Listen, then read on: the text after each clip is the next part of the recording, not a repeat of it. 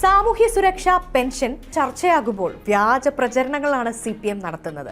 നായനാർ മന്ത്രിസഭയുടെ കാലത്താണ് സംസ്ഥാനത്ത് ക്ഷേമ പെൻഷൻ നടപ്പിലാക്കിയത് എന്നാണ് ആദ്യത്തെ അവകാശവാദം. എന്നാൽ ഇത് പച്ചക്കള്ളം. പട്ടം താണുപിള്ളയുടെ കാലത്ത് R. ശങ്കർ കേരളത്തിന്റെ ധനകാര്യമന്ത്രിയായിരുന്ന 1960 ബജറ്റിലാണ് ആദ്യമായി വാർദ്ധക്യകാല പെൻഷൻ നടപ്പിലാക്കുന്നത്.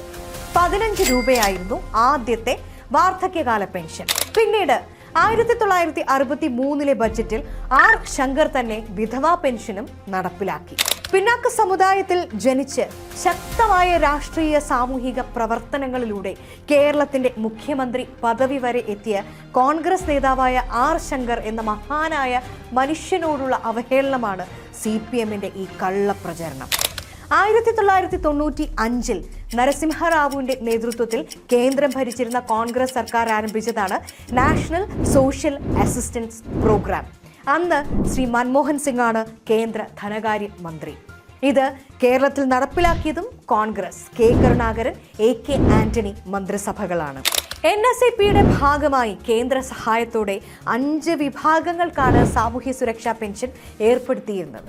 Indira Gandhi national old age pension scheme, വാർദ്ധക്യകാല pension; Indira Gandhi national widow pension scheme, വിധവ pension; Indira Gandhi national disability pension scheme, ഭിന്നശേഷിക്കാരുടെ pension; pension for unmarried women, 50 വയസ്സ് കഴിഞ്ഞ അവിവാഹിതരായ സ്ത്രീകൾക്ക് പെൻഷൻ; അഗ്രികൾച്ചർ ലേബർ പെൻഷൻ, കർഷക തൊഴിലാളി പെൻഷൻ.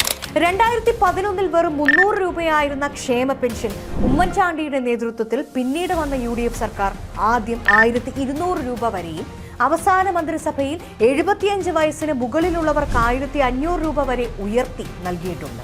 ഇത് ഞാൻ പറയുന്നതല്ല.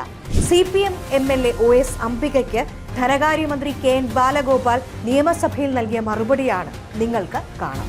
ഇതുകൂടാതെ അന്ന് ഒരാൾക്ക് ഒന്നിൽ കൂടുതൽ പെൻഷൻ അർഹതയുള്ളതിനാൽ ശരാശരി 1200 രൂപയിലധികം അക്കാലത്ത് ലഭിക്കുമായിരുന്നു. VS സർക്കാരിന്റെ കാലഘട്ടത്തിൽ 300 രൂപ ക്ഷേമ പെൻഷൻ നൽകിയിരിക്കുന്നത് 16 ലക്ഷം പേർക്കാണ്.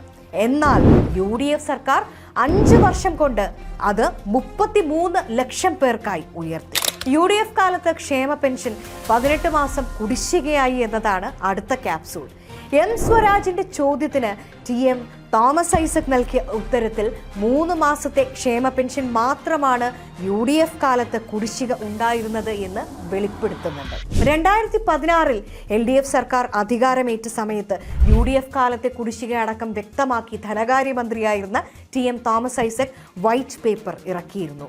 വൈറ്റ് പേപ്പർ എന്നാൽ സാമ്പത്തിക അവസ്ഥ സംബന്ധിച്ച് സത്യപ്രസ്താവനയാണ്. വൈറ്റ് പേപ്പറിൽ 808 കോടി രൂപയായിരുന്നു പെൻഷൻ കുടിശ്ശിക. ശരാശരി 300 കോടി പ്രതിമാസം കണക്കാക്കിയാൽ 3 മാസത്തെ കുടിശ്ശിക. 18 മാസം കുടിശ്ശികയാകണമെങ്കിൽ UDF ഭരണം ഒഴിയുമ്പോൾ 2016 1 രൂപ പോലും സാമൂഹ്യ സുരക്ഷാ ഇനത്തിൽ അനുവദിച്ചില്ല എന്നാണ് അർത്ഥം. എന്നാൽ 2016 മാർച്ച്, ഏപ്രിൽ, മെയ് മാസങ്ങളിലെ പെൻഷൻ അനുവദിച്ചിട്ടുള്ള സർക്കാർ ഉത്തരവുകൾ നിങ്ങൾക്ക് പരിശോധിക്കാം. പിന്നെ നടത്തുന്ന ആരോപണം UDF അധികാരത്തിലെത്തിയാൽ ക്ഷേമ പെൻഷൻ നിർത്തലാക്കും എന്നാണ്. ക്ഷേമ പെൻഷൻ കൊണ്ടുവന്ന കോൺഗ്രസിന്, ക്ഷേമ പെൻഷൻ വർദ്ധിപ്പിച്ച കോൺഗ്രസിന്, ക്ഷേമ പെൻഷൻ ഗുണഭോക്താക്കളെ വർദ്ധിപ്പിച്ച കോൺഗ്രസിന് ക്ഷേമ പെൻഷൻ മുടക്കം വരാതെ കൃത്യമായി കൊടുക്കാനും അറിയാം. അതിന് മാസപ്പടിക്കാരുടെ ഔദാര്യമൊന്നും വേണ്ട. ഇങ്ങനെ കല്ല് വെച്ച നുണ പ്രചരിപ്പിക്കുന്ന സംസ്ഥാനത്തെ വിദ്യാഭ്യാസ മന്ത്രിയടക്കം നടത്തുന്ന കള്ളപ്രചാരണം നിർത്തി ജനങ്ങളോട് മാപ്പ് പറയണം. പറ്റുമെങ്കിൽ 2026 UDF സർക്കാർ അധികാരമേറ്റതിനു ശേഷം ഇടങ്കോൽ സമരങ്ങളുമായി അതുവഴി വരാതിരിക്കാനുള്ള സന്മനസ്സെങ്കിലും മിനിമം കാട്ടണം.